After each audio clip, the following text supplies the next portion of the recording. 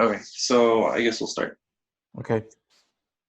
This photo was actually taken on a road trip that I went on with my family. We started off in Colorado, drove up to North Dakota, and then drove to Yellowstone, and then back down to what's it called? Salt Lake City. And when we stopped in Yellowstone, we stopped at the Grand Tetons for I think 3 nights, and it was in this like half tent thing where it's basically the skeleton, a heater, and like a tarp over it, and like bunk beds. Wow. Cool. So for me and my mom, that was like a really fun experience. But for my grandma, she really, really wanted a hotel. um, and my grandpa, he's a really funny guy. He's just like, wow, I feel like I'm back in the army. um, and for this photo specifically, I think this was this first, we got there in the afternoon, and like the first day I decided to wake up. Oh, there's echo. Sorry. I decided to wake up at like 4 a.m., 5 a.m., right before the sun started to rise. And I hiked maybe a mile and a half or so through mostly forests, like here on the right. And I got to this lake area, and just as the sun was coming up, I kind of set up a tripod and got like maybe 10 different shots, mostly bracketing. Came back. Well, actually, when I came back to Cyprus at the time, that's when I actually put these together. And one of these I printed on, it was like this fine art paper that made colors look like they were watercolor. And I think that was the best printed version of this image that really accurately like states what it felt like to be there when it was like 30 degrees, like only some wind that you could hear and rustling of leaves. And I think I saw a couple deer on that day too. Yeah, it was really nice.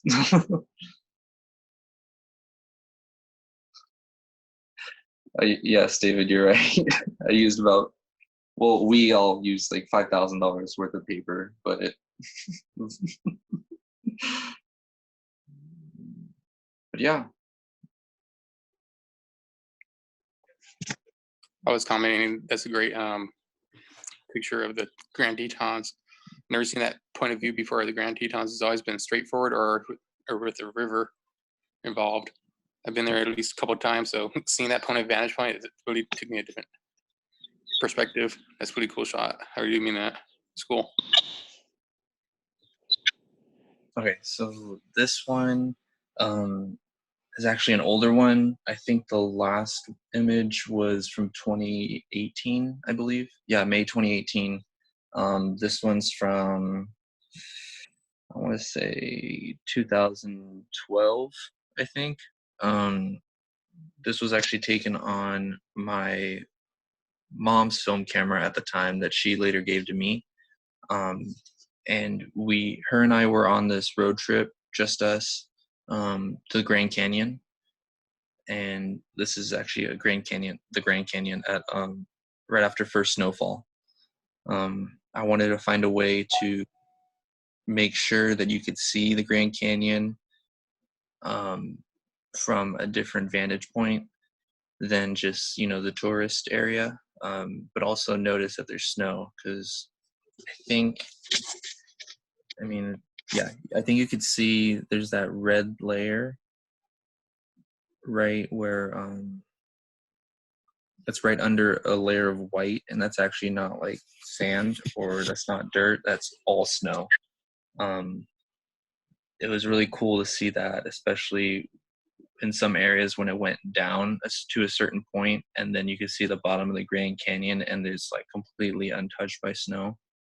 Um, so I wanted to capture that a bit. Yeah.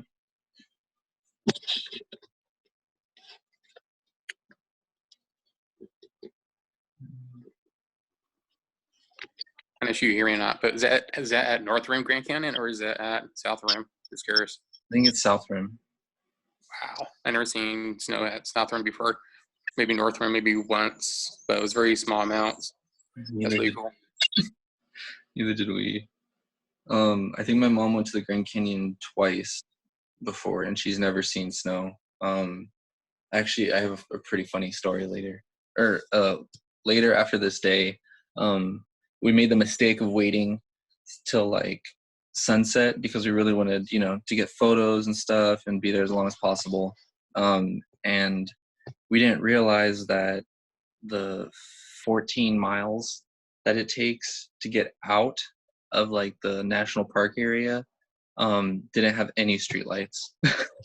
So it was just us in like a 2008 Honda CRV with the heater turned all the way up and like possible black ice, like just snow and trees and like moonlight for miles and miles.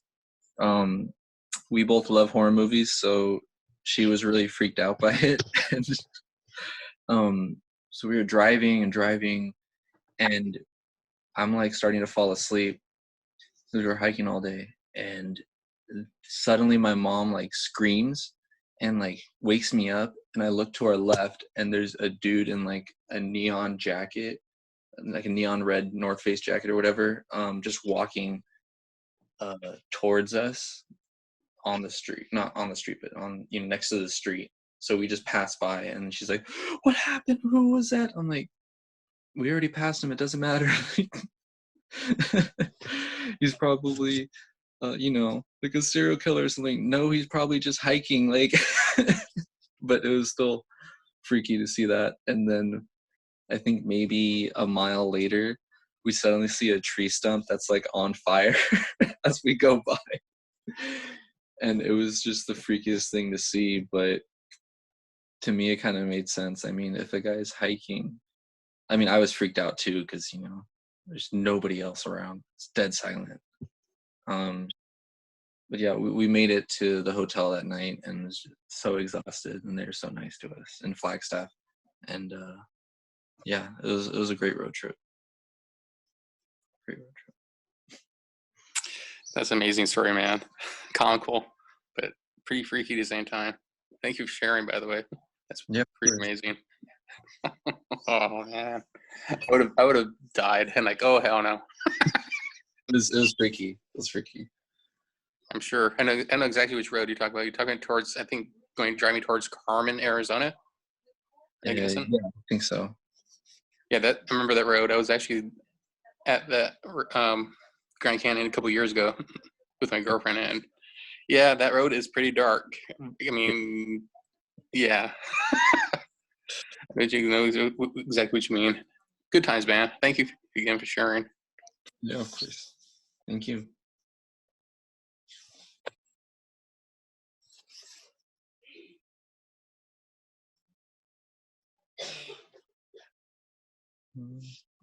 Okay, this one. This one's pretty interesting. This was taken, I'm trying to think, 2013, I think. Yeah, 2013. I went on I don't want to say adventure, more like a journey to Ecuador to see my family see my family and explore like the entire country with my grandfather. It was just us, and we spent, I think, 2 weeks. Yeah, like 2 weeks there. We started where my family was in Guayaquil, drove/flew all the way up to like Quito, the capital, in the mountains, and then like took buses all the way east to the edge of the Amazon. I think that's where this was taken, either on the way from the Amazon area or to the Amazon area. But there's just so many fields over there, like on top of these mountains. Like, if this was actually taken from a bus too, so like if you were to turn around, it's just the road and then maybe a little more grass field and then like 1,000 to 2,000 foot like drop. So it was really cool to just get the opposite view of what everyone was kind of looking at, or like the grand landscape that I couldn't really capture because there's of course people in my way in the aisles and whatnot. But it was really nice to see some cows that were like, they looked happy, that um and yeah, that was just a great trip. Unfortunately, on the way to the Amazon, one of my cameras got stolen, and at the time that was like my only I think I had a Canon T5i, and T3i, and like that was my first like digital camera, and I just by that time we were halfway through our trip. We went to like the Galapagos and everything, and I took all these photos, and then like we fell asleep, and my camera bag was taken out from under me. They grabbed the camera and the lens, and then they put it back. So I didn't realize until we got to the hotel that it was all gone, and I was so pissed. So pissed. But you live and you learn. But this was taken on one of my point and shoots that I had for like a few years at that time. Yeah, I haven't printed this yet. I want to. The quality was like not the best as it's comparable to some of the quality of my work now, but I do want to go back and like retouch some of this, reduce the noise, and then probably print it. Yeah.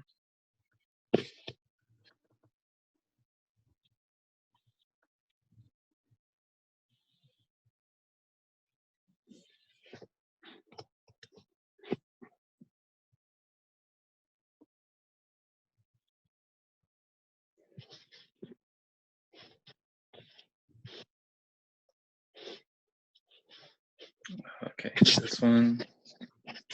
This is actually taken with the same camera as the other one. This is little.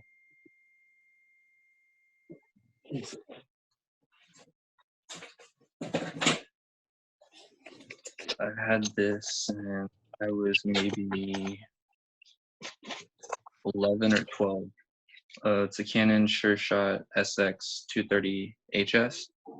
I'm not one to like be heavily reliant on gear, but it's just this is like a camera that my mom and dad were like, okay, we'll get you a better camera, or we can talk about a better camera if you can have this, hold on to it, for like long enough.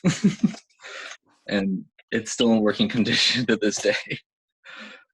So that's pretty nice. But this one was taken in 2019, I think. It was just like a really nice day at the beach, and we decided, me and my friend Michael decided to go for a hike up near Baker Beach, where there's like all these heritage trees, and it's really nice, and it like curves out to a certain point to where you can get a really nice shot of the Golden Gate Bridge that's not from like the mainland area. It's just kind of off to the side, and right when we were about to leave, like the fog started to roll in, or Carl started to roll in, and like usually it covers the top of the bridge, but this time it was just laying real low. And I was like, I don't really have that many shots of the Golden Gate Bridge specifically because I want to stray away from the typical, front shots or like the Marin shots. I might actually change my mind just because I want to shoot on film, but but this one specifically was really nice, and I think I printed it, and it actually turned out really good after I interpolated a few times and got rid of most of the noise and increased some of the sharpness. Yeah, this was a really nice trip. Really hike, I guess.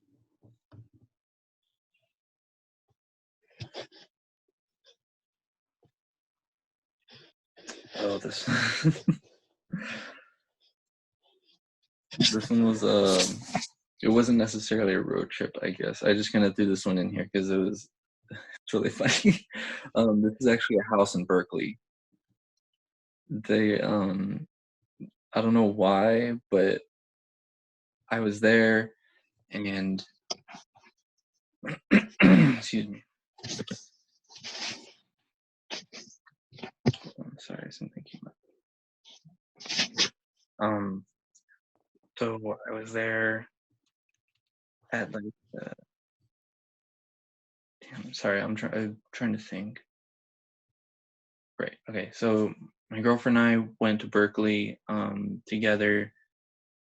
She was in like a conference, and I was basically just looking through thrift shops, walking around Berkeley because I never really walked around that area. And on the way down to like the main street, there's all these houses, and there's like it's like half forest, half hill, half house. Not unlike Man Bear Pig, but combination of them. um, and there's a lot of these houses that looked like that in the background, but just had trees. Maybe had like a booty staffa right there or something. But for some reason, I walked past, looked to my right, and there's like this weird alien-looking thing and a UFO crashed in front of this house. And I just thought it was so great. I'm like, I have to do it, but I have to take a photo of this. But I took this on my Fuji XT2, which at the time I really was still in love with. I still love it, but like I love it. I'm just not as in love with it anymore. um, and I used the setting to take a panorama a few times, and one of these actually turned out exactly the way I wanted it to, where the highlights were still not in focus, but exposed properly. The shadows were exposed just enough um, to where you can kind of hide the alien right above it, but like it's not the first thing you notice. You notice the sun person at first. Um, and yeah, I want to print this. I want to print this really big because it's actually a huge file. I think it's 300 megs. um, but yeah,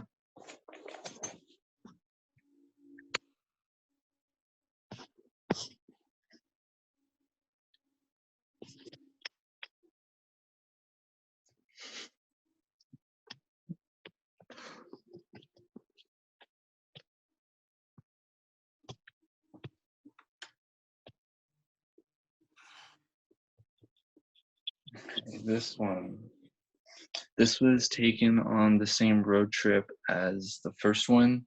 This was up in Yellowstone, where on the main roads you have to like stop for bison.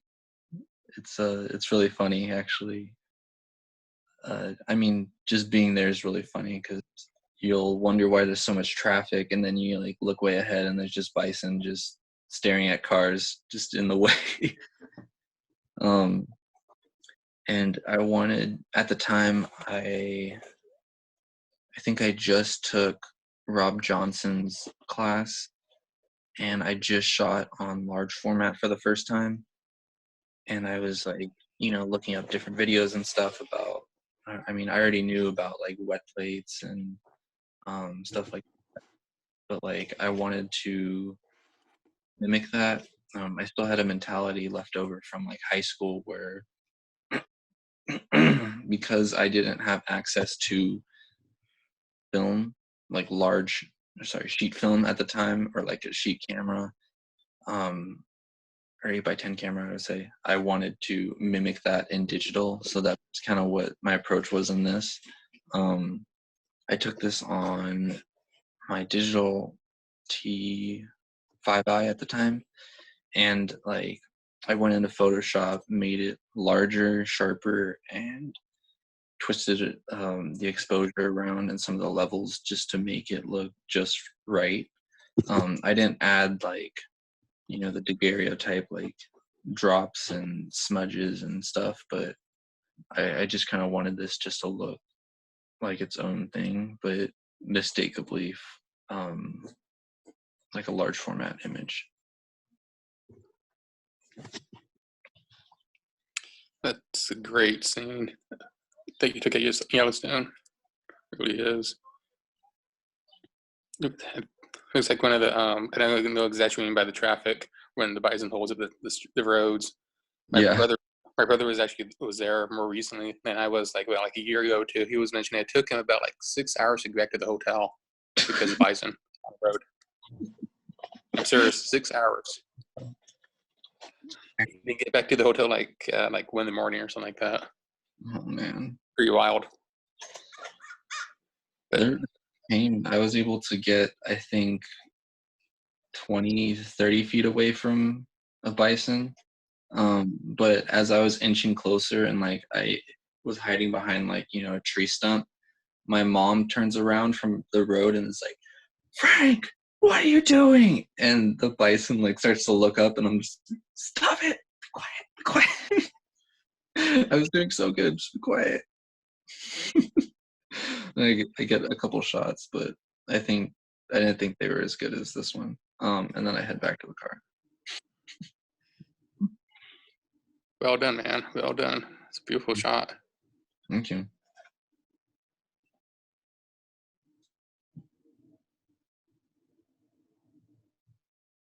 This one is, I guess you could say it's one of my new favorites that I'm like currently still in love with.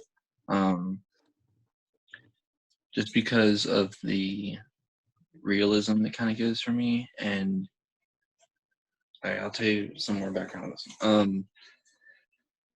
This was taken on one of my newer cameras, a Pentax 645. It's my first, I guess, legit medium format camera. I have a Holga, but I haven't used it at all. And like, I like the thought of using glass more than plastic. But this was, I think, week 3 into quarantine. My partner and I were like, we're just really cooped up. We've been doing our part, and like maybe, we should like rent a car and go up to Marin or something, and it'll just be us. We don't need to come in contact with other people. We'll wipe down the car before and after, and we did, and it was great. We wanted to go to Muir Beach at first, but it was like closed off. It said locals only and on signs and stuff. So we're like, oh damn, that sucks. We kept driving up past Mount Tam and then came on the other side, and we found a couple places to just stop along the way of like maybe a 2-mile road and just basically listen to the ocean, listen to nature, and like get exactly what we needed, because we were tired of just hearing sirens and some people yelling on the street, like the same, 4 walls for 3 weeks at that point. So this was like exactly what we needed. We had a long, good discussion, had a mini picnic, and like it was starting to get cold when I was able to pull out my camera, and like it was really hard to load the film if you know how to load like the film backs. It's just one thing wasn't getting right, and then I would put the film on the spool, and then as I would load it, it would come undone and not rewind, and it was just a lot. But after going back to the car to like do it without the wind and then coming back out, I got it. And I think I shot this stop overexposed on a Fuji Pro 400H. Um, I was gonna develop it at home, but I just didn't have the what's it called, like the glass or plastic bottles for my chemistry, so I just decided to send it out. Was actually sent out to Blue Moon Camera in Portland, and they've always been really great. So shout out to Blue Moon. And yeah, this is just an image that I just I mean, I love all my images, but like right now I just really love this because it feels for me exactly what I want to accomplish with my photography, with being able to show exactly what my intent is. And have that passion behind it. I felt like some of my older photography, I was trying to make it more relatable and like make it more vibrant than what it really was. There's nothing really wrong with that for whoever wants to do that, but like it just didn't describe me as well as some of my photography is now. And this actually, this is the image that I want to print, like I think 20 by 30, and put up on actually this wall right above our bed. So I really want to do that as soon as possible. Once a couple more places open up, and I'll be able to go and print it big, because me and my friends don't have a printer that size. What I really love about this one is like the longer you look at it, the more like gray it starts to look. Like the blue looks so gray sometimes that I just have to keep looking and telling myself that's blue, even though it's like tripping me out, you know? Yeah. It's really pretty. Thank you.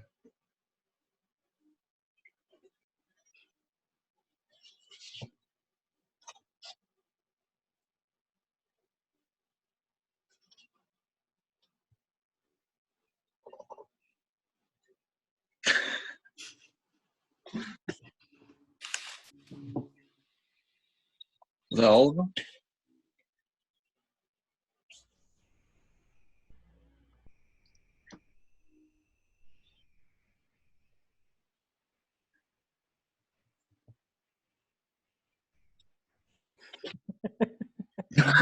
Thanks, David. Say hi.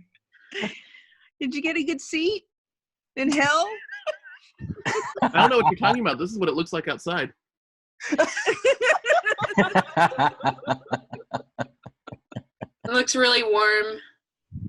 Very. Oh, am I on? Is this my time to shine? Oh, hello everybody. How are you doing? Excellent. Is it my turn to talk about Frank's work? Sure. No, you go right ahead. Well, that one of the buffalo was taken in 1865 on our Oregon Trail down to California. Yeah. That was the last buffalo. We killed it for dinner. Then one of us died of dysentery. And we buried him and wrote a funny name on his tombstone, and then just kind of went on to the next part of the Oregon Trail. Later that night, we had to take him up and eat him. Yeah. Well, we didn't travel that day. We just went in a big circle, and then when we came back, we realized we were at the grave again, so we just ate him. Yeah.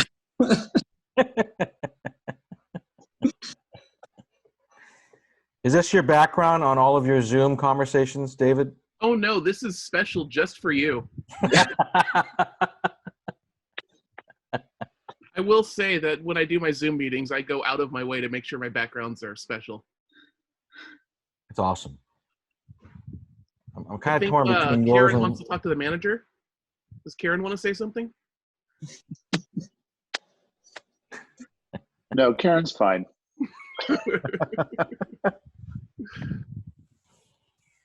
I love that last picture, Frank.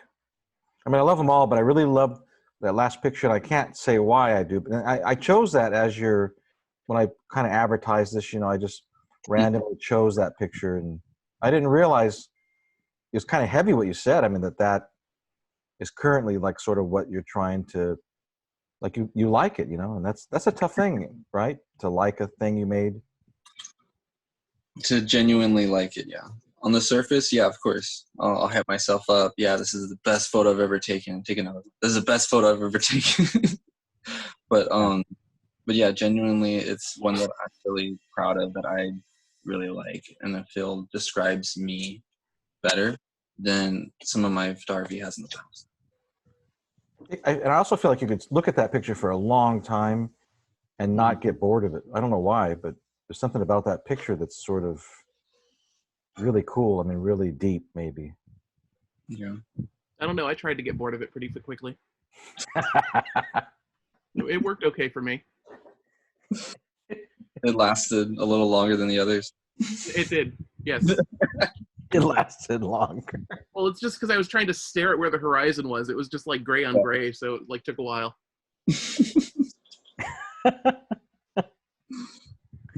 It had such a print thing about it too, even though that obviously, right, that was not a print, correct? That was just a scan of film, right? Yeah, yeah. But it had a print thing about it somehow. Like, is that I mean, was that on purpose, or is that just because you do so much printing that your stuff looks that way now in digital? Or that's something that I'm trying to actually implement. After the past couple years, my experience with printing, I'm like, okay, viewing things on screens is not going to go away, especially now.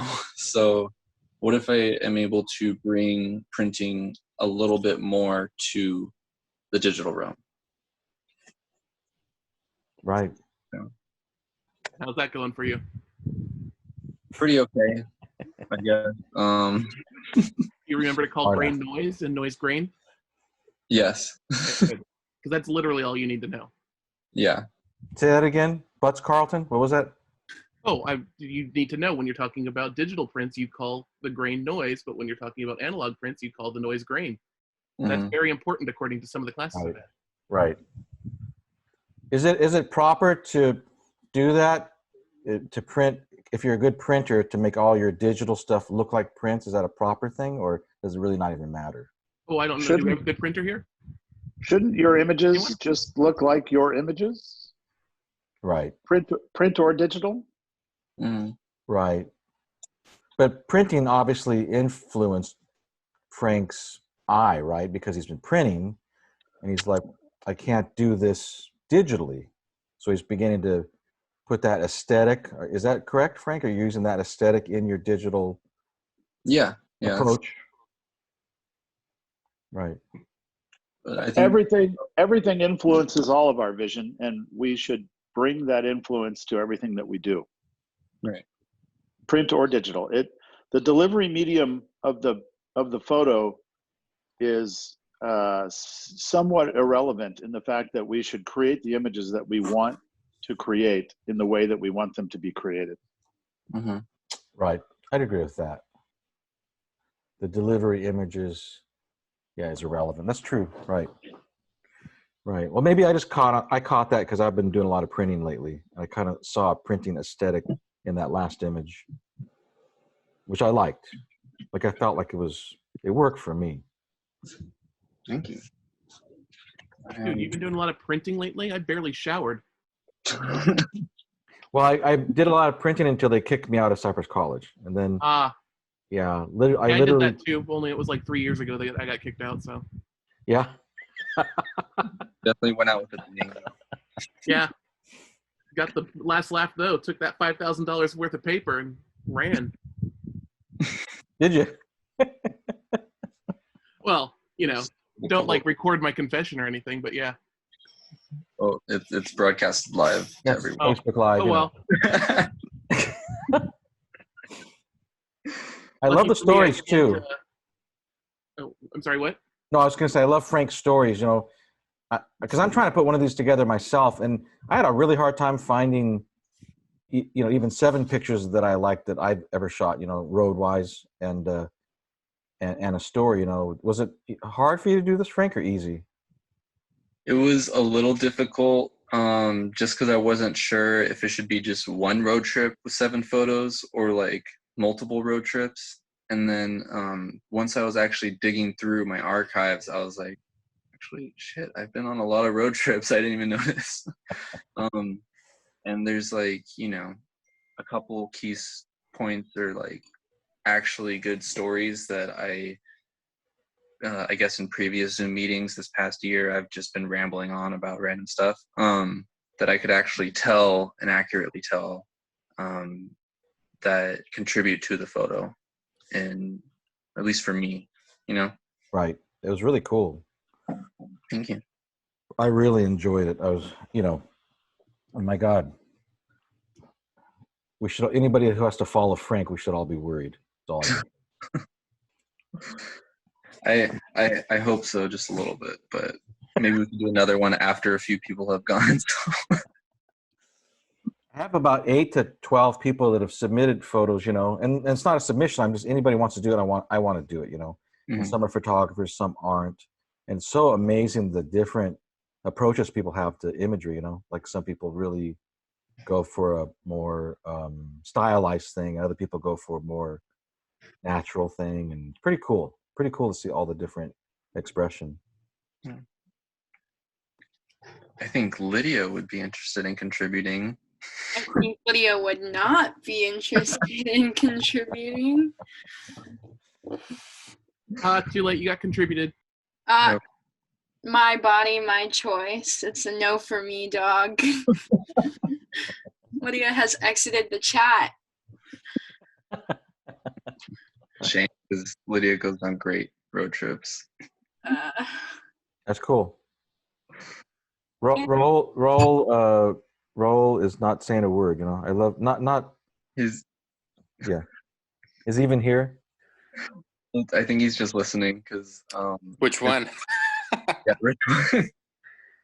I call him Raul too because I met him after I met you. So,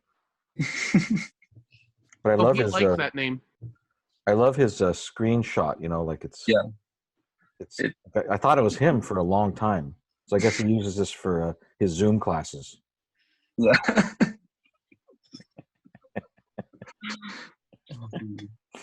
Really great idea, honestly. I think I saw something on Instagram where there's a kid who put reconnecting as his name.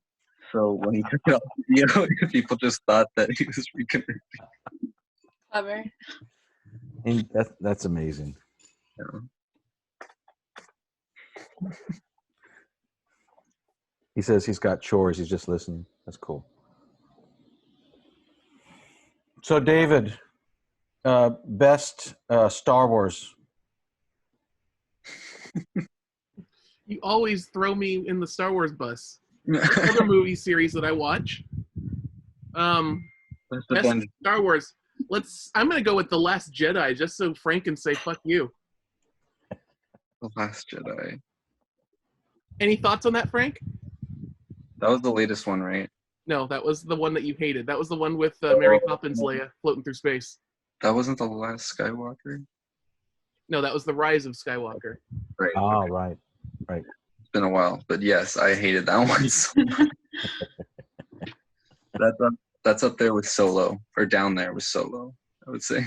Dude, Solo had Childish Gambino. Okay, Childish Gambino made it actually good. That's like saying I like Darth Maul in The Phantom Menace, but the rest of the movie can suck it. Exactly. Actually, that is true. So no, I take it back. That's exactly what I'm saying.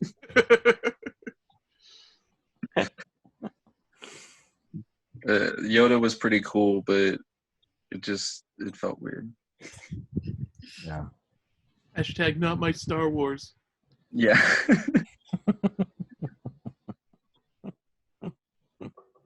I'm really excited for Mandalorian Season 2. Yeah. When is that coming out? That is coming out in October with an asterisk. Ooh. It's the only reason I have Disney Plus. It's a damn good reason. Yeah. Apparently, Timothy Oliphant is going to play the fake Boba Fett, which I'm actually looking forward to. I was wondering if they were going to address that because that's been in the books for a while. Right. For a second, I thought you were going to say Timothy Chalamet. Me too. You kids, this generation. You're what, 4 years older? Yeah. Yes, I am 4 years older than you. I am celebrating my 16th, 28th birthday coming up soon. Oh, awkward. I'm 12, so I thought you were 16. Aw. You just wanted me to go drive you to go to Malt, didn't you? No, it was actually the cemetery. I've been really wanting to make my appearance there. Thought you would enjoy it. I do. I like going to the cemetery for those midnight Rocky Horror shows. Really makes my night. Uh-oh, Frank just thought of something. Yeah. I literally just saw an idea bulb go above your head. Me too. I physically was like, oh, hey. So I was able to find, what does this say on here? A 1975 print of Rocky Horror. Oh. Ooh. Ooh, You nice. see it, Frank? Like live? It's badass. I've seen it live twice, 3 times, I think. Yeah, I've seen it with my girlfriend the first time, and her friend, and then the second time I watched it with my friend Michael, his wife, my girlfriend, and And who was sitting next to you on the third time? I think my girl. Questions. Your other girlfriend, David? Yes. I'm only his girlfriend when his girlfriend's 300 or more miles away. It's the rule of out of the district, right? I really miss Rocky Horror. I hope that we're able to, go to a couple shows around October. Asterisk. Yeah, that'd be tough, right? Rocky Horror socially distanced show. The first time I saw it was in Perks of Being a Wallflower. Not saw it, but was exposed to it. And then the first time I saw it was with my girlfriend, who's seen it maybe 5 times before. It was her thing, and now it's like our thing. It's amazing how long that's been. I mean, we used to go to that when I was a kid, like 40 Mhm. years ago, 50 Yeah, years you ago. realize that Frank is basically saying he first heard of it 3 years ago, right? Yes. Well, I think I've heard of it, but I just didn't know what it was, and then I saw a snippet of it. And then I'm like, ooh, Emma Watson's in this. Yes. And now every time I see it, I'm waiting for Emma Watson to come out. Yeah. And The Flash. Yeah. I still haven't seen that movie. The Justice League? Yep. Dude, just wait. The Snyder Cut's coming out. It's going to be like a 6-hour miniseries now. God. I saw Aquaman a week ago, and it was terrible. It wasn't that bad, as far as DC movies go. Yeah, as far as DC. Except it's I watched it after seeing the Joker, so I actually have high hope in DC. Okay. Yeah, you can't watch the Joker and then follow it up with anything. Any DC movie. Dark Yeah. Knight series, I guess. Maybe Shazam. Maybe. Shazam. Have you seen that one yet? Mm-mm. Yeah. Okay. That's all I got to say on DC. Next subject. Well, I have a novice question about Star Wars. Okay. Because I was watching Return of the Jedi last night. Mm-hmm. Because I have Disney Plus, and again, the only reason I have it is for Mandalorian. Okay. And so why does Yoda turn to vapor when he dies? Because that was how they established Jedi dying back then. Oh, that's not very fun, David. Well, I mean, that's literally all it is. Don't you have They're some like, hey, nerdy Obi-Wan answer? died this way, so I guess Yoda dies this way. And then Vader, maybe? Vader? Did he die that way? We don't did know disappear. because They kind of cut away before we kind of knew, but then he came back as depending on which version you watch, as an old man or as a older Hayden Anakin. Christensen. Right. So implying that he could have died that way. Okay, so it's a Jedi thing. But you couldn't tell because of his armor and his His bionic. respirator. Yeah, his respirator and stuff. Right. His harmonica. Yeah. You can tell that it was a long time ago in a galaxy far, far away because they were burning respirators back then. We can't afford to do that nowadays. They just threw that thing in a funeral pyre. Like, no one's going to need this ever again. It's not like we got viruses in the future or in the past. This is now justified why Kylo Ren holds on to Darth Vader's respirator.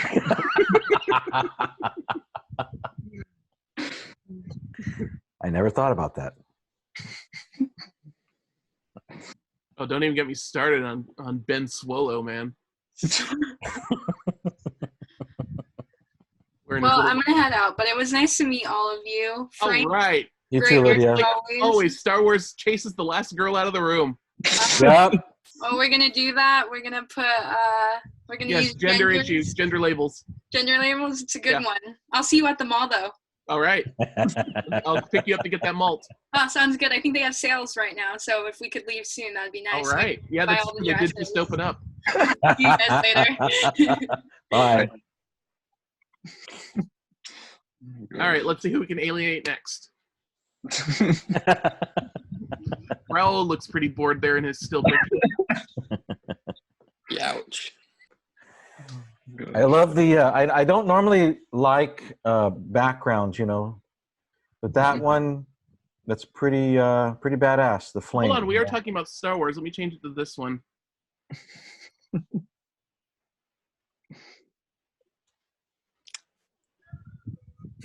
Nice. Wow. That's awesome. I told you I go out of my way to make sure that my backgrounds are fun. So how does one do a back? Because my sister does the background, and her face always sort of envelops into the background, and you can see like a nose. And how do you? Well, How does, I actually have separate lighting just for me. And actually, this is a little warm, so let me change it to. He's a photographer. There, that's cooler. That matches the aesthetics of the light. that's awesome. Yeah, I mean, basically, yeah, I'm a photographer. This is what I think about half the time. So does the real background have to be darker or lighter than you? Probably darker, right? That better? You know, It- honestly, I haven't really been able to figure out the algorithm because when you go into green mode and you have an actual green screen behind you, it doesn't quite work that way. So Right. the algorithm for Zoom is just really good at cutting out the human shape. It's amazing. Like it just, yeah, right. How's it doing that? That's like freaking amazing. Sounds like a 3D mapping here. The room sounds like to me. That's what it's doing. That would make sense because the room wouldn't move. Mm-hmm. And probably the automatic algorithm is doing 3D mapping the room, and Nope, I'm moving the room. I'm still in there. Wow, that's amazing.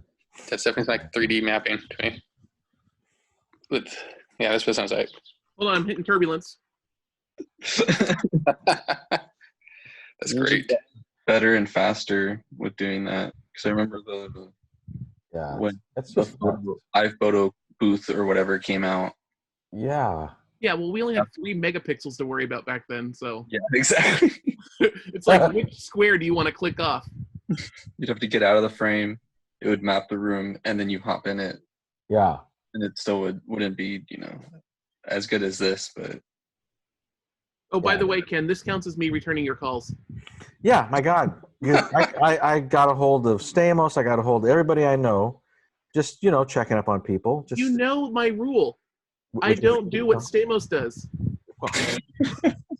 I just was like, hey, I haven't seen David in a while. What's going on with him? My God, you're harder to get a hold of than Adam Dude, Sandler. I mean, Honestly, what it is I've reversed my sleeping. Time means nothing to me, and you've just been calling on the days that I've like slept in, and then I don't Okay. get to you, and I'm like, it's kind of rude to call this late, and then I forget. so you've been doing the COVID sleep pajama thing? Is that what it is? I've been doing the COVID, just don't give a fuck about anything. Like I kind of got that idea. David, it's been challenging. This is really the first week that I've come out of my hole at all. he's been trying to transcend into the Animal Crossing realm. Oh, don't even get started on Animal Crossing. You thought Star Wars was a That's so boring good. topic that isolates everybody. Yeah. Animal Crossing will. I love that.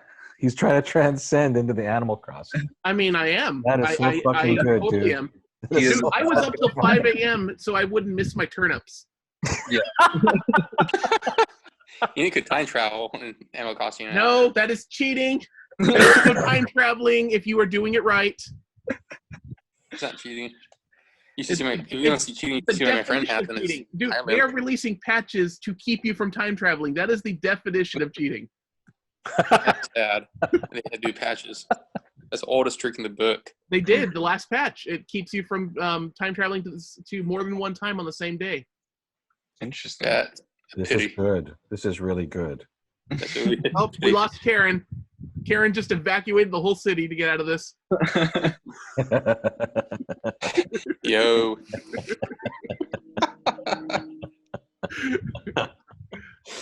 Oh my God. So I've been trying to buy a new or even a used like iMac, and the thing I learned is that it's no problem with toilet paper. There are no electronics. Like I can't buy an iMac. I tried to buy my kids a Xbox One. Every game stops out of them. Well, It's dude, like you're buying things that are like decades old. Buy something new. I mean, I tried to buy an iMac off Apple. The Apple store's closed. Yeah, but that's what I'm saying. No. Okay. What do you mean by that? Xbox One, like, isn't that the old one? Like, we're on to the new Xbox. Well, no, whatever the Xbox One is, whatever the one that's now, that's what I'm trying to buy. Oh, And no, you want to really get into the seediness, try buying a Switch. Yeah. My girlfriend tried to buy a Switch. She ordered it, special express shipping, got here like 2 months later. Yeah.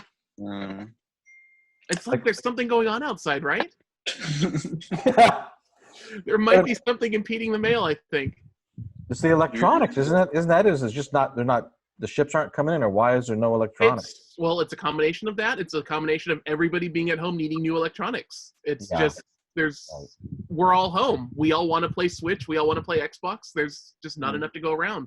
Right. And everybody's like stopping production to make sure that we, stay alive. Right. Yeah.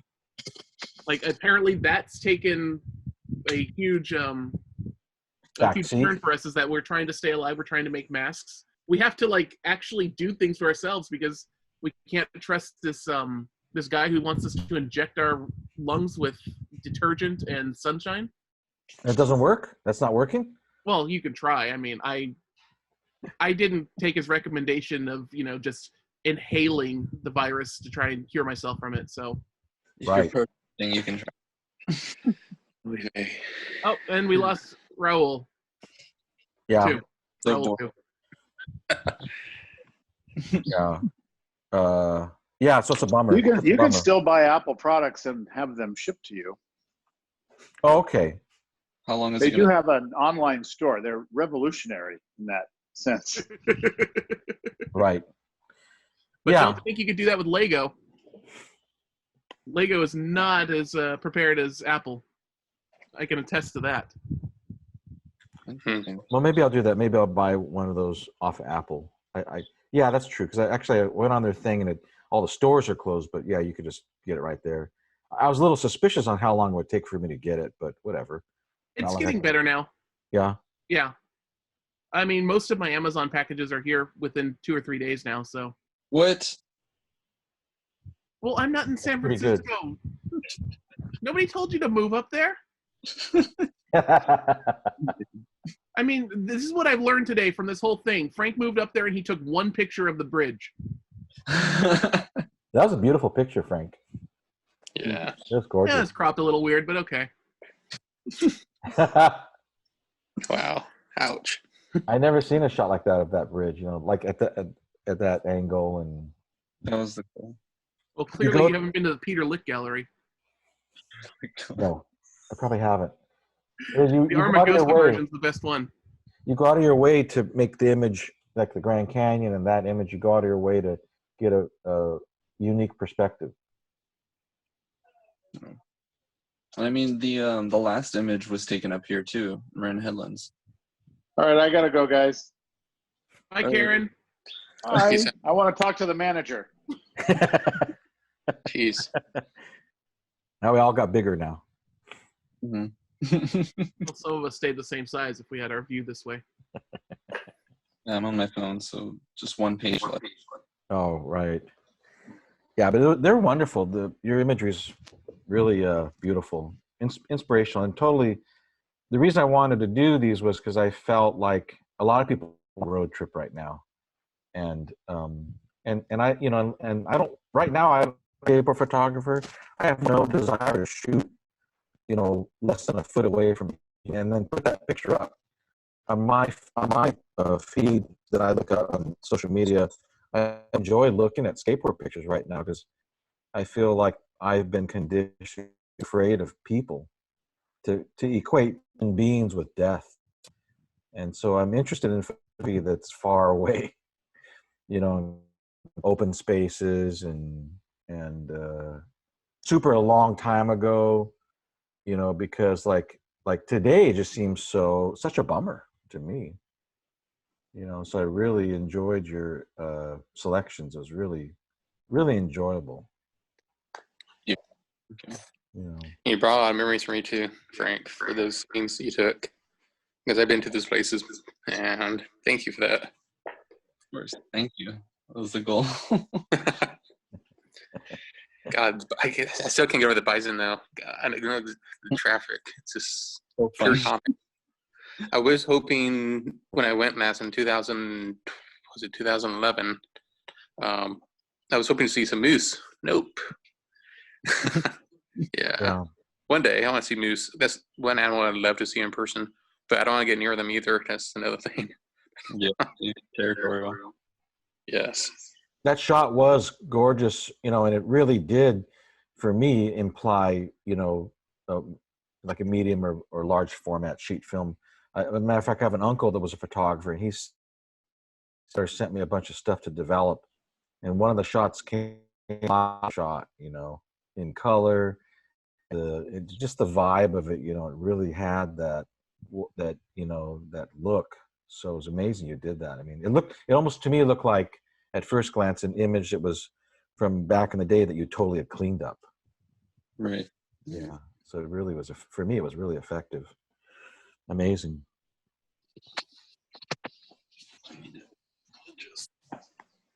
Let's say. So are you interested in doing one of these, David? Oh, I don't know if I can find 7 images for my vacation photos. Yeah. I mean, How about 3? What's entailed? The minimum is 4. No, it's just you just find images that are of you know, road trip or open spaces or landscape. And you just find, you know, however many, whether it's, I started off at 10, but now if you can just find 3, because it's really hard for me to find stuff too. I'm going to talk you down to 1, and then I will just sit here talking about 1 image for 2 hours. That'd be fine. I mean, this is, you know, we're making this up right here. So Oh, really? I couldn't tell. It feels very smooth with no, no transitional hiccups at did it all. make you a little nervous? Are you nervous? Oh yeah, Well, I don't thrive off of chaos. I've been doing these skateboard ones, and I just like basically I'd have maybe a 40, you know, old skateboarders, and some of them very, very famous, you know, and I don't say a word, you know, and they just all look at each other. They're just you know, but then they eventually start to just take it over, you know. I like that, you know. I don't like format so much. Mm-hmm.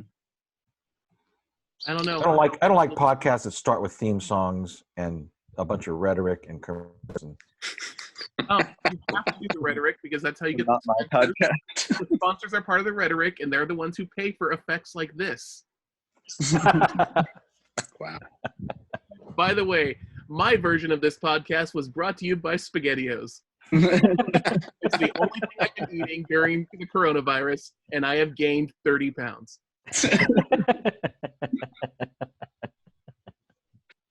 Well, if you want to do one, you know, I would love to do one with you. You know, you wonderful photographer, and Give me at least an hour.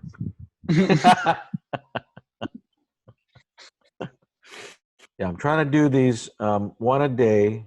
So you know, Ooh, that's when can it. you pencil me in? We got plenty of time this week. I think tomorrow we have Shauna Reel.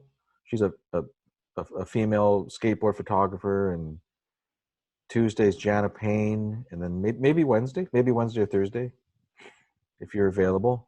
I'll have my people contact you. Okay. So you know, I was excited to see Frank's photography, and this is just a bonus. Butts Carlton drops in here. I mean, you know, been calling him for like 2 months.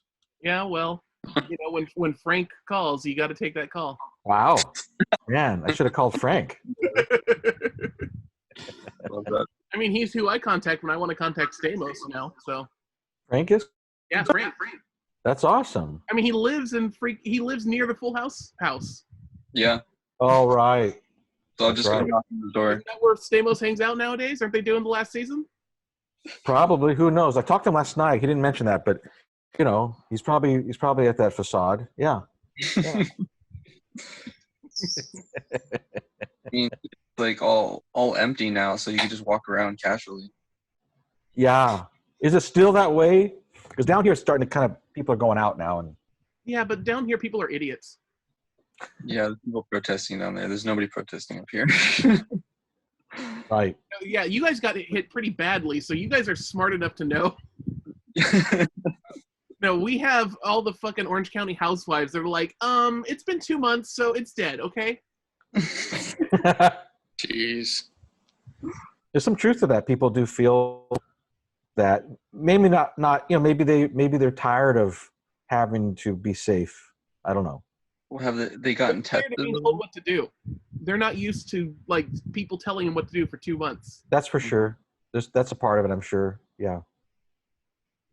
There's a lot of entitleism going around. Too. Because if there's no new cases and there's no new tests being taken, then like, of course, there's going to be no new cases. Right. Yeah, well, we don't have tests to take, so therefore there's no new cases. So therefore we win. I mean, ultimately, it'll end up in the morgue will tell us, right? If the morgue begins to really fill up, then we know that.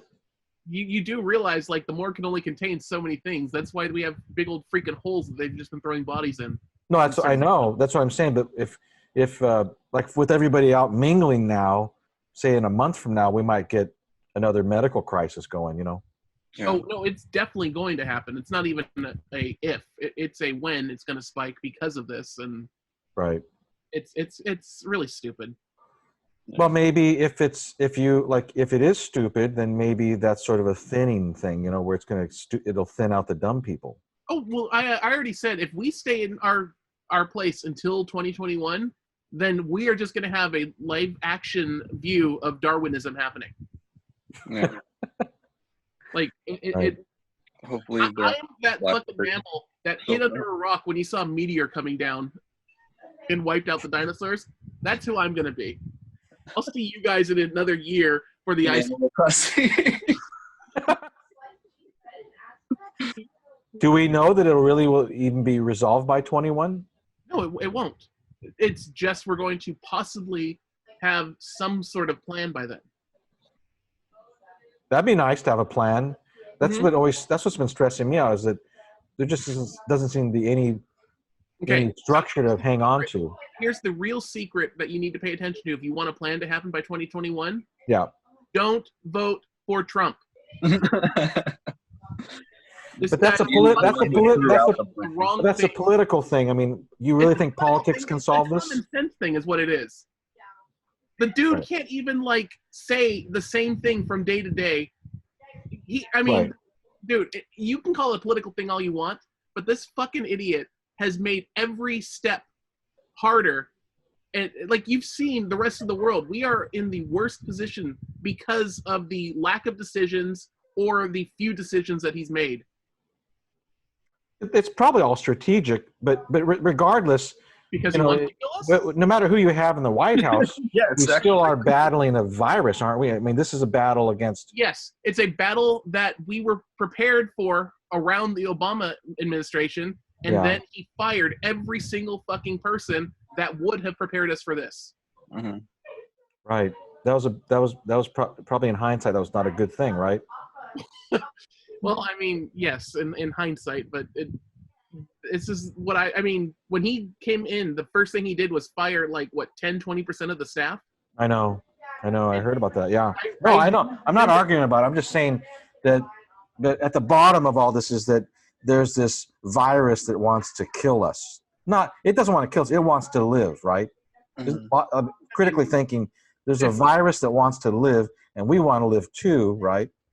That's really what this is all about, isn't it? It's not really political, is it? Well, I really haven't gotten into the motivation of the virus, but yeah, I suppose. Well, I would assume if you're talking Darwinism, it wants to survive. It wants to keep going, right? It wants to replicate is what the virus wants to do. It's like us. It has enough cognizance to want to live.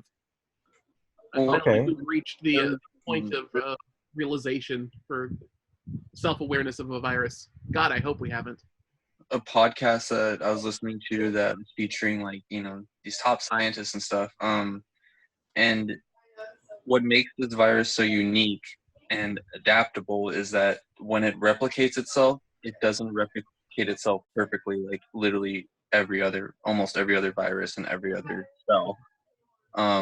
So it's able to. That's why there's like 3 different strains within the first month. Yeah. And so it's doing something that we've never been prepared for. Okay. I didn't know that. With that being said, there was like a plan, like, hey, these are the stages we need to go through to prevent a pandemic, to prevent, these other pandemics that we've learned from, Yeah. and possibly a new one. And these are the different kinds of ways we could do it. And then suddenly those staff that did all that were fired. Yep. And so Really? so was that plan. And then it was blanketed with like, we're doing a great job, whatever. And the way we've been addressing this is the way what we learned from Spanish influenza. Yeah. The 1918. Yeah. Which is different, but like, it just we're trying to catch up now. And it's Which we didn't want to do. No. right. Yeah. Well, I mean, who wants to? Yes, it was unpredictable, but it was unpredictable in a way that people were already predicting before they got fired. Yeah. It's really irritating to see that our leadership is a fucking hurdle and not a help. And I'm not trying to be political, but No, I'm not, and I'm not steering you away from that. I'm just saying that in the end, this is going to be solved by a scientist or a team of scientists, yes, a team of scientists, regardless of who's of the government country stuff. or political origin or People who believe in science. people who live in science. Yes, absolutely. Okay, I just actually read an article last night, and it was done by CNET, so I haven't even gone through to see if anyone else is saying the same thing. But apparently, they said 40% of all Republicans that they asked believe that Bill Gates is somehow installing microchips in the vaccine that they're developing. God, That's where all the electronics are going. That's where all your electronic. that's why I can't get an iMac. Okay. All right, now it all makes sense. I don't know. I don't think that seems like a high number because I know a lot of people who are Republican who don't. They're sheltering in and they're not buying into everything. I mean, that's the thing about this is not a divisive thing. It's actually a unifying thing. This virus. You're also looking at the bubble of California, though. We tend to have a few more rational Republicans over here. You want to go out in the Bible Belt Midwest and see their kind of Republicans? They're kind of a different breed. Who still don't believe that the Earth is round. But I still think if they start dying, they'll make adjustments. You think so? I mean, have you seen? I wouldn't want to die, no matter what I believe in. When they're dying, What? Say that there's again? a lot of rationalization going on as a person's dying. That is true. Yeah, you're right. Yeah, I right. don't know. I just Well, don't have any always faith in something humanity at this point. You don't have faith in what? Humanity. Humanity. Like I really feel. Okay, I take that back. I do, because as soon as I start feeling this way, I then see the good that people are doing, and that, thank God, keeps me going. But it really feels like there's a lot of stupid out there. I think there always was. I mean, that's just a part of the breakdown, isn't it? Yeah, there has always been a lot of stupid, but they become a lot more vocal since King Stupid took office. Yeah. And stupid will always surprise you. Stupid does always surprise you. They're always the wild card. Went out. It's a wild card, you're saying? Yeah. It's like Charlie from It's Always Sunny. He will always find a way to surprise you. Well, it's fun to talk about this with you, with all three of you, because you guys are intelligent, and it's great. It's great to hear people talking. And again, I'm not talking politically. I just mean you guys are very intelligent people. Yeah. And it's that to me is comforting, because you don't want to be thinking that the world is unintelligent. That would be kind of scary. Hold on, I need to change my background back, because that's how I feel of the world right now. There we go. Fine. I'm surprised I haven't got to that point yet, honestly. After the first week, I was like, I had my go bag prepared. I was like, okay, at any minute, there's going to be fires everywhere, and toilet paper is going to be thrown at people. Yeah. Well, honestly, like, if it hasn't been for, like, the few people who have stepped up, we would have gotten to that point already.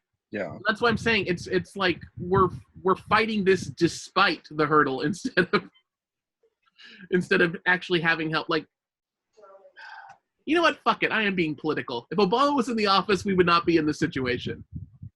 I keep trying to like suppress this like urge to be political because for what? No, though? I'm not saying that. Political. I'm just saying I don't. The stupidest fucking person. God. I said it the night it happened. I was in. We were in the freaking. We watched it happen at Cyprus.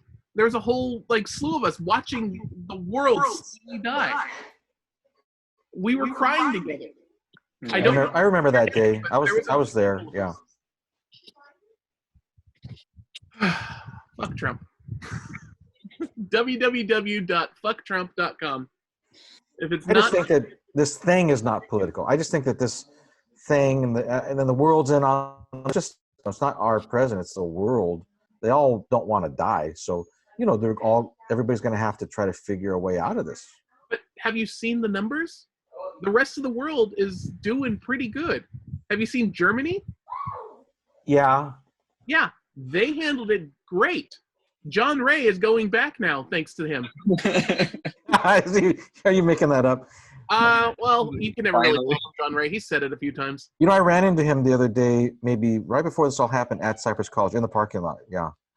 And that sounds ominous. It was because I saw him in a parking lot. I saw him at the H Mart on Beach Boulevard just randomly like a year before that. I love that guy. He's great. I hope he's back. I've talked to him a couple times. He's okay. Yeah. He's as okay as John Ray can be. I know, but he's so great. He's such a character. He is. Yeah.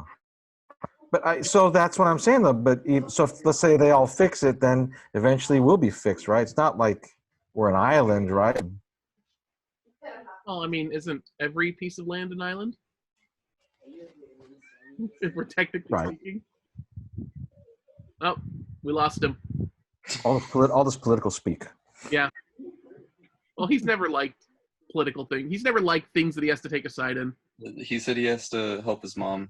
Uh-huh. Oh, that's got to go and cancel some support Trump checks, and I don't know. It sure is good to see you, David. It's nice to see you too, Ken. Virtually. Yeah. It's almost real. It's almost real, yes. Putting it. I can almost feel the heat in this room. I mean, if you're going to be on a Zoom chat in the whole grid mode, having a fire behind you, that's a pretty good way to do it. All right, so we wrapping this up? Is that what's going on? Sure.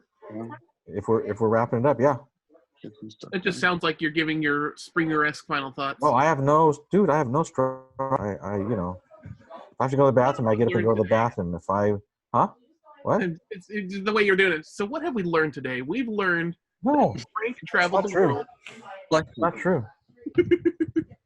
I've been doing these skateboard ones, and people just like lay down, and they just. I mean, one of them went 6 hours. Oof. I'm not asking for that, but I'm just saying, people are zooming right now. If I go that long, I'll at least have 3 pictures.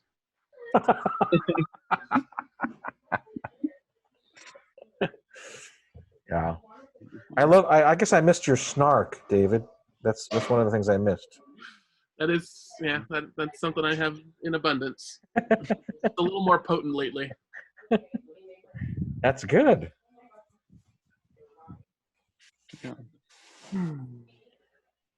I'm trying to think of what pictures I would use.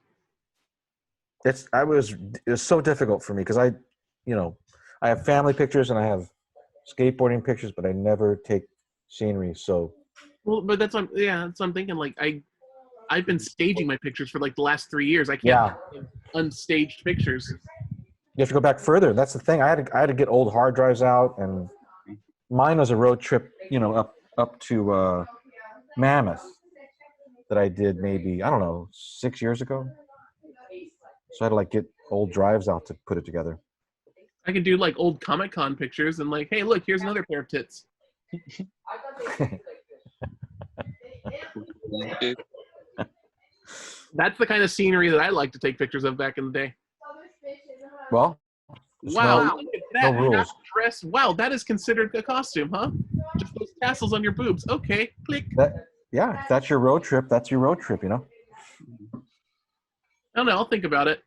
The Great American Road Trip. At the very least, I can join someone else's and just kind of take over. Yeah, anytime.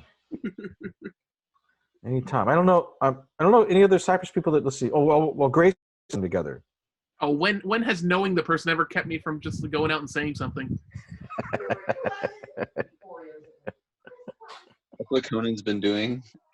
What's that? Conan's been bombing Zoom calls. Has he? Yeah. Oh, I haven't seen that. That's fantastic. Look it up on YouTube. That's a great thing to do. Yeah. Didn't we all go to Conan together? Were you there, Frank? Yeah, we Yeah. all went together, huh?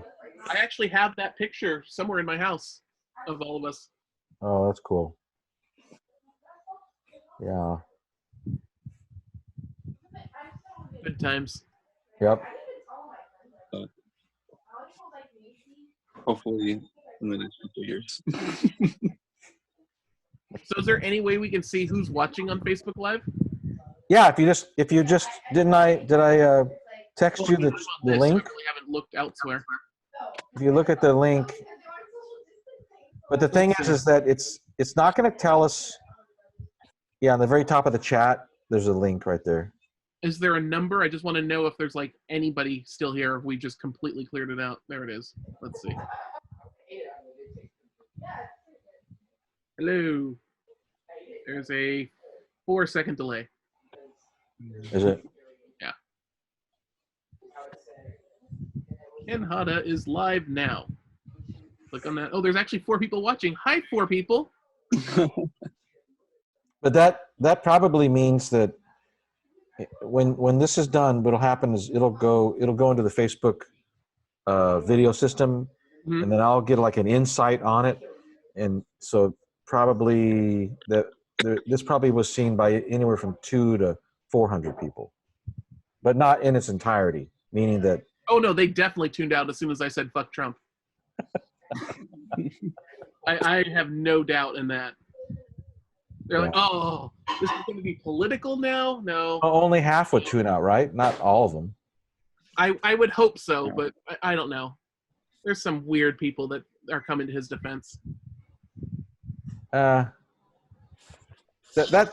when it got political, that's when I got bummed out. Like in the very beginning, it was almost like the whole world took a pause, and then as soon as it got political, I was like, oh well, then I guess we are going to live, Does anything with him not get political though? Like, But I just mean people in general. Like I was happy to be non-political for like those 3 days where we all thought we were going to die. Oh, I was very political. I was clawing at it, just cussing at him the whole time. I didn't stop being political. Oh, it's a great vacation to not be political, I think so. Don't you just become like ignorant of what's going on though? If you're like, You'd definitely be less stressed. I don't believe in politics. I think it's just a man-made construct, and well, yeah, but so is money. But do you believe in that? I don't really believe in money either. I mean, I know you have to have it, but I don't really believe that it makes our lives better as human beings. You're just going to be born and you're going to die, and I'm not saying don't have money. I'm not saying don't be political, but I don't think they're necessarily essential. They aren't essential, unless you want to be part of society. You can go off in the nature of the world as long as, someone political doesn't say you can't live here. And yeah, you can be happy without it. But and other countries have different aspects and perspective on money or politics, et cetera, Well, yeah, I mean, we're run a capitalist society. Than Americans have. It's always been like, you need to get what's yours. This is owed to you. You are entitled to this. You need to get this. You need to do this. You need to do this. And it's become like a sense of generational trauma. for Americans to have to do so much and take over so much that that's also why there's been like such a difficult transition and why people hate socialism so much. The idea. Yeah. You're saying, and I totally agree with what you're saying, but each generation is able to grab less and less of what the previous generation was able to grab. Right. And so that feeling is spread. But why should you have to grab anything, you know? Like, why should your whole life ambition be to get in a 30-year fix, you know, die and go to a nice hospital when you die, you know? I mean, aren't there other options as a human being? Well, yeah, you can go dig a hole out back and lay in it until you're gone, but And it's your hole. and it's your hole. Or I think there's even more than that. I think it's not just like being, you know, super, you know, American guy and digging a hole, but there's other stuff in that spectrum, isn't there? Aren't there other things, other levels of? I'll have to talk to somebody who's been abroad. Do we have anybody who's taken pictures outside of the country? Yeah. Yeah, I mean, Grace is all going to be Asian. I got a drummer friend from, I've known him since the 9th grade, and he's living in Argentina right now, but he used to live in Italy, and he doesn't like America very much. He doesn't really believe in all of our, you know, the whole ideology here. And Well, he's probably right. We live in an ideology, or we live in a world or a country that 2% can thrive, maybe. that's if you define thriving by attaining wealth. Is that what you mean? Well, Having power. I'm saying thrive within the constructs of the way we built the society. So yes, it would have to be wealth based. That's how this is. That's how capitalism's designed, is to thrive off of the labor and backs of other people who can't. Right. I mean, that's what we've accepted, and honestly, like, that's what politicians are. Their whole job is trying to get you to accept the fact that this is your place, even though they're not quite directly saying that. Right. And don't you think this disease for a moment removed us from that? For a moment, yeah. But then, I mean, look at the world now. Entitleism has returned. Everyone is jumping back in. Because it's scary to forge your own path, right? Well, it's they didn't know how to release from material objects and material things and like focus on yourself and your family and growing as a person instead of having to, you know, work all these jobs, having to get all these Costco sized things, you know. Right. fighting for toilet paper with your fear and yeah. And a lot of people who are protesting and who want things to go back to the way they are. They were, yeah. They were. They are like, oh, I don't want to be a sheep. I don't want to be a sheep. And it's like, well, there's a lot of people who aren't sheep, who are themselves and who are content with that. So they don't need to lash out to other people. They don't need to try to control other people, you know? So yeah, it's just been really polarizing. A great place for me to point out that I am now starting a Kickstarter where I'm going to just buy a plot of land and build my own cult. And they did that in the 60s. They had communes. And you do that everywhere you go, David. Yeah. What, start a cult everywhere I go? You do. Okay, I'll take it. Well, but this time I need money from it, so I need to support your cult leader, and you can do that financially. You can do that if you're attractive, no gender specifics. If you're attractive, you can be part of my harem. Wow. Yes, I live in a very fluid society now, so.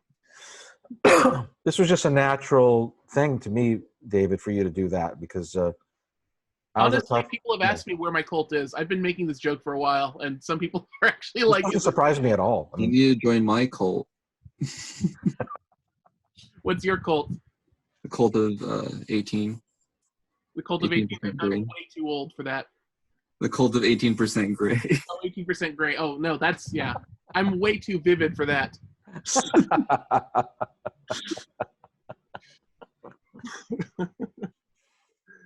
This is a great Cypress College reunion right here.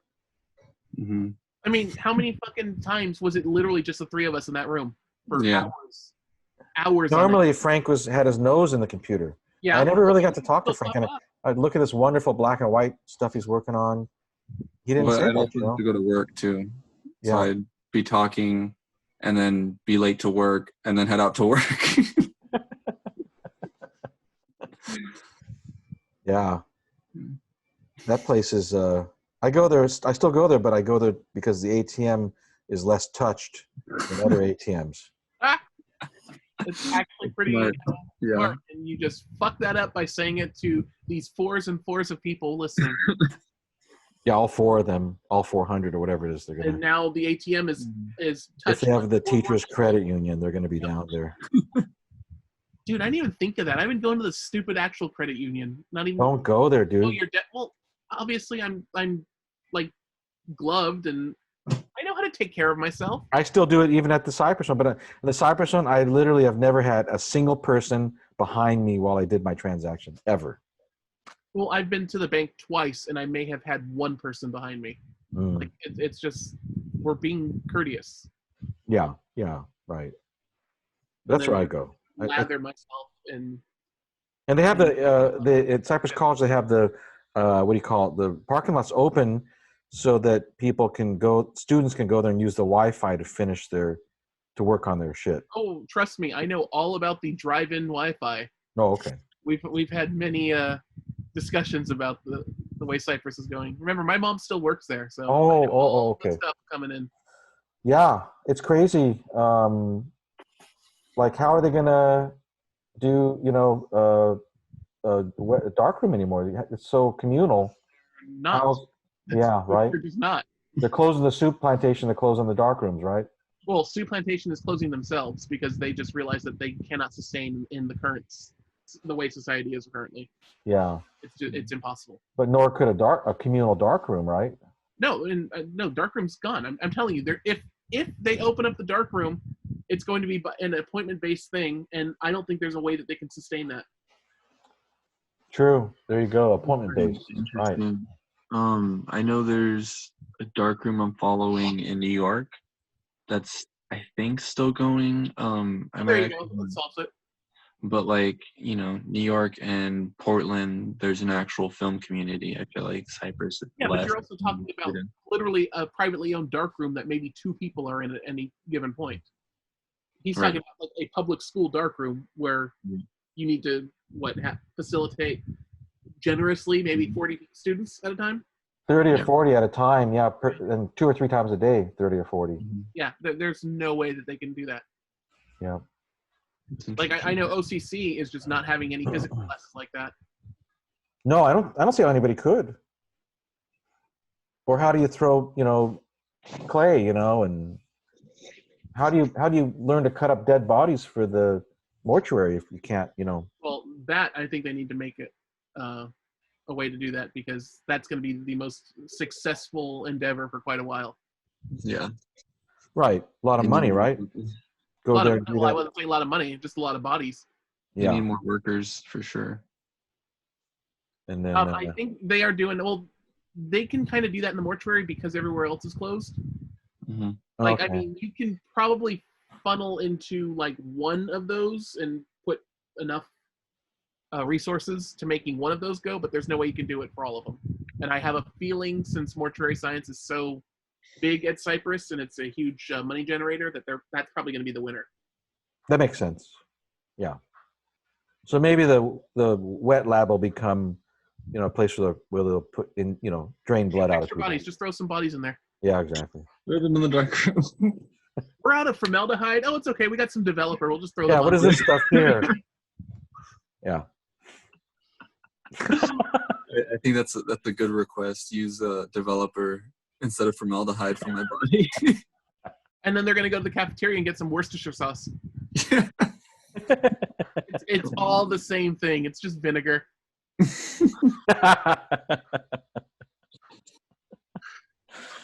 Yeah. So sad, now I have to, build a print room in my garage, and I don't want to do that, but I have to, and Oh, darn. I have to do this thing. You were just talking about how cool it is that we get to do our own thing, go our own way. You're like, oh, I have to do that. I liked having it. I liked having that Cypress College pay for all that, the disposal and They gave me my own room there. I was doing this independent study. What? They Because you literally built me a room. What's that? because you were the only person still there. No, Nobody else left. it actually became it was they're running along. You know, that's a whole different. It just became like art premise. Like the previously it was all these people that made a living at photography, and Mhm. everything was about like, oh, what are you doing? How do you do that? What do you charge for that? And then Mhm. okay, I'm gonna go do that. And then it became this thing where like, what's your story? Yeah. You know, like what do you believe in? What so if you have a story, you know, then you photograph about your story, and then that's what's on the walls. So all those dudes that are there now, they're all people from like Cerritos and all these different places, but they're all, you know, like what do you call it, Frank, when you make pictures about like your brother has, you know, schizophrenia and he's using crystal meth because he I doesn't have feel enough like money to get, a you know. documentary So that's called bullshit. well, I feel like that's what San Francisco's definitely been for me. Right. It's coming from LA, where it's mostly about who you know and like what you're doing for work and how to do that for work. Coming up here, it's like, hey, what's your story? You know, where are you from? And like actually getting to know me as an artist and a human being. And using the visual language to describe something about you, right? Or something that you believe or in. about someone I know or like, you know, have ties to without appropriating their story. Totally. So that's what that thing became. And I learned a lot from these new guys. You know, they have a different approach. You know, it would have been cool if it was all of it. It would have been Right. cool if it was the balance, but it kind of all went that other way. So, you know, I can walk there. That's why I'm so sad that the wet lab's closed. And it's like selfishly, you know, for me, it was a great resource. I don't know. I feel like I tied this into capitalism somehow. Give me a couple more minutes. Everything ties into capitalism. Capitalism, Downey, and Kevin Bacon. Everything ties into those. I mean, I've still got plans of stuff I want to do. I still have ambitions, Mm-hmm. but it's just making me think a different way, I guess, about it. You know, trying to achieve that. Yeah.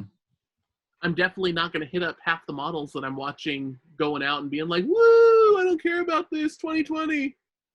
Yeah, yeah. It's the same in skateboarding. There's old people that they're looking at young people that, of course, they're doing that. They're not going to die, you know. Yeah. But old people that maybe some of these people are in charge of things. They're definitely looking at young people like, oh, if you ever try to get a job through me, you're not going to get it. Exactly. I'm honestly paying attention, and I'm trying not to be that way because I mean, you know, maybe they just don't understand, and they just don't have the right person telling them in a way that they understand. I'm sure that's true. Yeah. But at the same time, I want to fucking slug them. Yeah. So, and that's why that's why I started doing the Zooms, you know, because I got sick of what I was seeing. So I just wanted to make something else to look at. Yeah. Mm-hmm. Well, here you go. This is what you're looking at now. Yeah. It's great. This is one of the best ones right here. Mr. Snark, Mr. San Francisco Art School. How can you beat this? Good name. Hold on. It's all downhill from here. Well, we'll have to do more then. Yeah.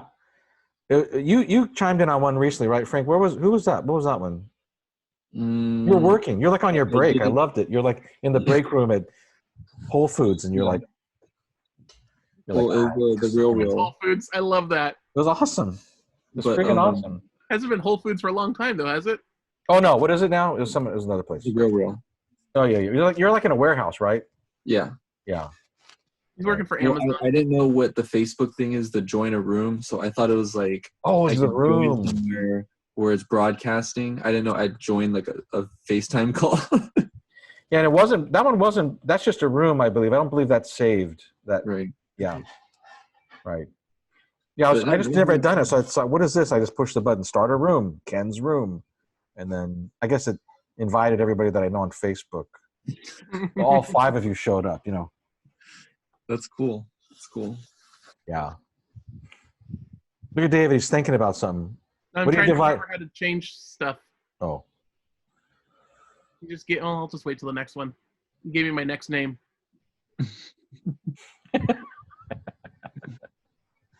I'm gonna have to head out though. Okay. About lunchtime. Thanks for doing this, Frank.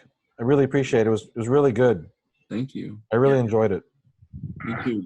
I always enjoy like our discussions. The way you interview is really fluid, but like it could come off as structured, if that makes sense. But only in the sense where it's like there's a few questions that I may or may not ask, but it's really cool. Doesn't make sense. What you